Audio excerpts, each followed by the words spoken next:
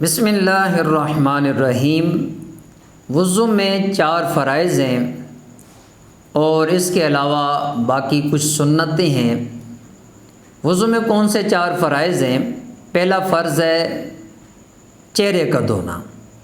اب چہرے میں جو لمبائی ہے تو لمبائی میں جہاں سے پیشانی کے عموماً عادتاً بال اگتے ہیں وہاں سے لے کر ٹھوڑی کے نیچے تک، اور چوڑائی میں ایک کان کی لو سے لے کر دوسرے کان کی لو تک یہ چہرہ دھونا یہ فرض ہے۔ اب اس میں عموماً دیکھا جاتا ہے کہ ہم غلطی یوں کر لیتے ہیں کہ ہم یوں دونوں ہاتھوں میں پانی لیتے ہیں اور یہاں تک لا کے ہم اس کو انڈیل دیتے ہیں، پانی بہا دیتے ہیں، اور باقی جو ہمارا ہاتھ گیلا ہوتا ہے اس کو ہم یوں ماتھے کے اوپر یا اس اوپر والی جگہ پہ مسح کر دیتے ہیں۔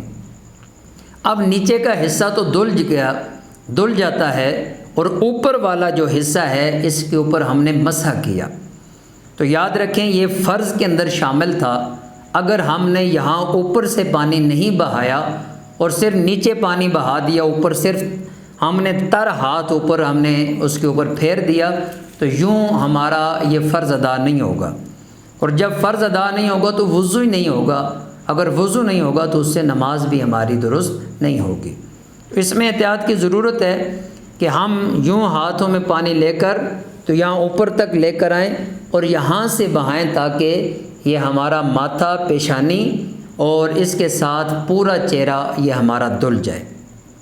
پھر اس میں یہ بھی ہے کہ جب ہم یوں پانی بہاتے ہیں تو اس میں ہم دیکھتے ہیں یہ والی سائیڈ یہاں سے یا یہ والی سائیڈ یہاں سے یہ بھی جو ہے بعض اوقات رہ جاتی ہے، تو اس کے لیے ہم یوں کریں، یوں پانی لے کر اس طرف سے تھوڑا بہا لیں تو تاکہ یہ والی جگہ بھی ہماری تر ہو جائے، دھل جائے، اور یہ اس طرف کر کے ہم یوں بہائیں گے تو یہ والی جگہ بھی ہماری وہ دھل جائے گی۔ اس طرح ہمارا یہ چہرے کا فرض جو ہے وہ ادا ہو جائے گا۔ دوسرا فرض ہوتا ہے کہ اس میں دونوں ہاتھوں کا کونیوں سمیت دھونا۔ اس میں یہ دیکھا گیا ہے کہ جو نلکا ہے اس کی دھار ہم یہاں پر گرا رہے ہوتے ہیں، نلکے سے پانی یہاں گر رہا ہے اور اس کو پھر ہم سارا ادھر مل لیتے ہیں، مسح کر لیتے ہیں، نیچے بھی یوں ہی ہم اس کو مل لیتے ہیں۔ اب یہ مسح کرنا، اس کو مل لینا، یہ دھونے میں نہیں آئے گا۔ اب دھونے کے لیے ضروری ہے کہ ہم اس پانی کی دھار کو یوں اپنے بازو کو اس کے نیچے سارا یہاں تک گھمائیں، پھر اس طرف سے بھی ہم پورا یہاں تک لے کر آئیں تاکہ ہمارا بازو کا نیچے والا حصہ اور اوپر والا حصہ اس کے اوپر مکمل پانی بہہ جائے اور یہ دھل جائے۔ چونکہ دونوں ہاتھوں کا کونیوں سمیت دھونا یہ فرض ہے۔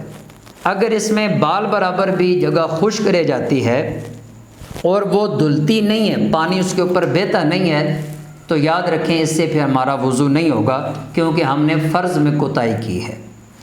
اس کے بعد تیسرا فرض ہے اپنے چوتھائی سر کا مسح کرنا۔ اب مسح کا صحیح طریقہ کیا ہے؟ دونوں ہاتھ، ان کی جو آخر کی انگلیاں ہیں یہ 3، ان کو آپس میں ملا لیں گے، شہادت کی انگلی اور انگوٹھا اس کو الگ رکھیں گے۔ یوں 3 انگلیوں کو ملا کر ہم جہاں پر پیشانی کے بال اگتے ہیں وہاں سے یوں پیچھے لے کر جائیں گے سر کے آخر تک، لیکن اس میں یہ خیال رہے کہ شہادت کی انگلی اور انگوٹھا ہمارے سر کے ساتھ ٹچ نہیں ہونا چاہیے۔ جب واپس آئیں گے تو ہمارے ہاتھ کی یہ تھیلی، یہ دونوں تھیلیاں ہماری یوں سر کے ساتھ رگڑ کھاتی ہوئی آگے تک آئیں گی، اور اس میں بھی خیال رہے کہ شہادت کی انگلی اور انگوٹھا مس نہ ہو۔ اب آخر میں شہادت کی انگلی اور انگوٹھا رہ جائے گا تو ان کے لیے حکم یہ ہے کہ شہادت کی انگلی سے کان کے اندر کا مسح کریں گے اور انگوٹھے کے ساتھ کان کے پیچھے کا مسح کریں گے۔ اب دونوں ہاتھ کی پشت باقی رہ جائے گی تو اس کے ساتھ ہم نے گردن کا مسح کرنا ہے۔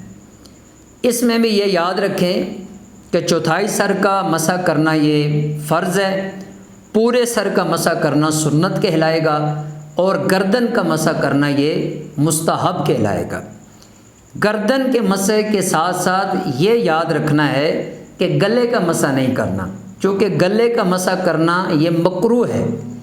اب اس مکروہ سے بچنے کے لیے بہترین طریقہ یہ ہے کہ ہم اس ہاتھ کی پشت کو یوں اپنی گردن پہ رکھ کر اس طرف پیچھے کی طرف لے کر جائیں، تو پھر مکروہ میں پڑھنے کا جو شبہ تھا وہ بھی زائل ہو جائے گا۔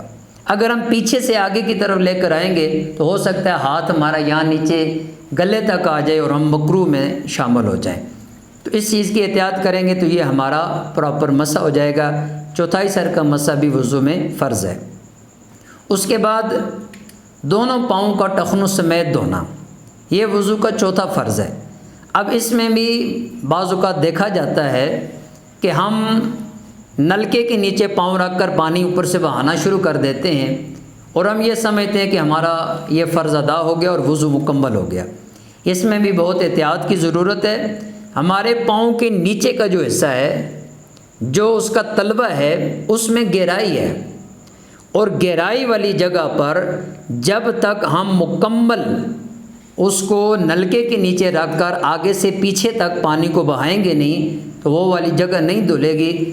اگر وہ جگہ دھلنے سے رہ جاتی ہے تو ہمارا یہ فرض ادا نہیں ہوگا، اور فرض ادا نہیں ہوگا تو ہمارا پھر وضو بھی نہیں ہوگا۔ اس لیے اس میں بڑی احتیاط کی ضرورت ہے۔ جو چیزیں وضو میں فرض ہیں ان کو دھوتے وقت اس چیز کا احتیاط کرنی ہے اور خیال رکھنا ہے کہ ان میں کوئی بھی حصہ ہمارا خشک نہیں رہنا چاہیے، اور ساری چیزیں پراپرلی مکمل طریقے سے وہ دھل جائیں اور وہ ہمارا فرض ادا ہو جائے، یوں ہمارا وضو مکمل ہو جائے گا۔ اس میں کچھ چیزیں سنت ہیں، جیسے نیت کرنا۔ اگر ہم نیت نہیں کریں گے، نیت کیا کریں گے کہ میں پاکی حاصل کر رہا ہوں تاکہ اس کے بعد میں وہ سارے کام کر سکوں جو وضو کے بغیر کرنا جائز نہیں۔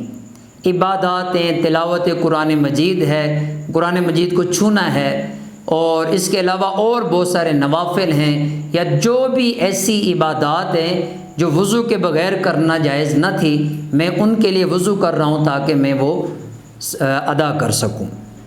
اس میں نیت نہیں کریں گے تو وضو تو ہو جائے گا لیکن ثواب نہیں ملے گا، اس لیے نیت کریں گے تو اس کا کامل ثواب ملے گا۔ پھر بسم اللہ الرحمن الرحیم پڑھ کے ہم شروع کریں گے، یہ سنت ہے۔ دونوں ہاتھوں کا پونچھوں تک دھونا 3 بار، یہ سنت ہے۔ اس کے بعد ناک میں پانی ڈالنا، یہ سنت ہے۔ اس میں ہم یہ کریں گے، یوں چلو میں پانی لیں گے اور ناک کے قریب کر کے تھوڑا اوپر سانس لیں گے تو یہ ناک کے اندر ہمارا پانی اوپر جائے گا، اور یوں اگر ہم ناک کو چھوئیں تو ہمیں محسوس ہوتا ہے کہ یہ نرم حصہ ہمارا چل رہا ہے، اور آخر میں جا کر ایک ہڈی آ جاتی ہے تو اس ہڈی تک پانی پہنچانا یہ سنت ہے۔ اتنے زور سے بھی سانس اوپر نہ لیں کہ پانی دماغ میں چلا جائے، درمیانی مقدار ہو تاکہ یہ سنت حصہ دھل جائے اور اس کا ہمیں ثواب ملے۔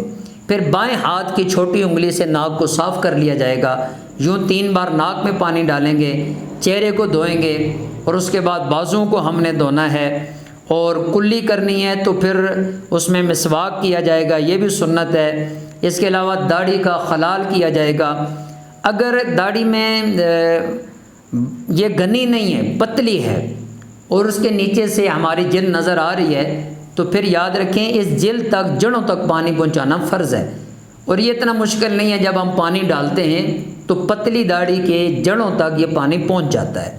اگر گھنی داڑھی ہے تو پھر بتکلف اس کو ایک ایک بال کو الگ کر کے اس کی جڑ تک پانی پہنچانا ضروری نہیں ہے۔ ہم جتنا ممکن ہو اس کو دھو لیں گے اور یہ فرض ادا ہو جائے گا، اور خلال کر لیں گے، یوں انگلیوں کو کھلا کر کے داڑھی کے نیچے سے ہاتھ کو اوپر لے کر آئیں گے، یوں خلال ہو جائے گا، اور یہ ہماری سنت بھی ادا ہو جائے گی، اس کا ثواب بھی ملے گا۔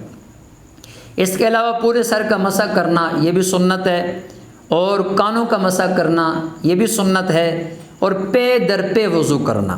پے در پے کا مطلب یہ ہے کہ پہلا عضو ابھی خشک نہیں ہوا تو دوسرا ہم ساتھ ہی اس کو ادا کرنا شروع کر دیں۔ ایسا نہ ہو کہ ہم ہاتھ دھوئیں، پھر کافی دیر انتظار کرتے رہیں، پھر منہ دھوئیں، پھر انتظار کرتے رہیں، پھر پاؤں دھوئیں، تو اس طرح بیچ میں فاصلہ آ جائے گا اور پہلا عضو خشک ہو جائے گا، یہ خلاف سنت ہے۔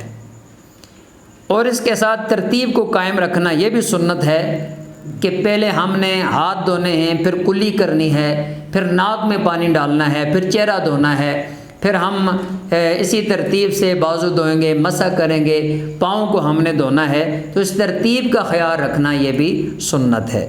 ہر عضو کو 3 بار دھونا یہ سنت ہے، ایک بار دھونا یہ فرض ہے۔ اگر کوئی بندہ کسی ایسی ایمرجنسی میں ہے کہ نماز کا وقت جا رہا ہے اور یا ایسی جگہ پر ہے کہ سفر کر رہا ہے تو سواری نکلنے کا خدشہ ہے، تو وہ ایک بار بھی اگر اس کو دھو لیتا ہے تو اس کا فرض ادا ہو جائے گا اور اس وضو کے ساتھ وہ نماز ادا کر سکتا ہے۔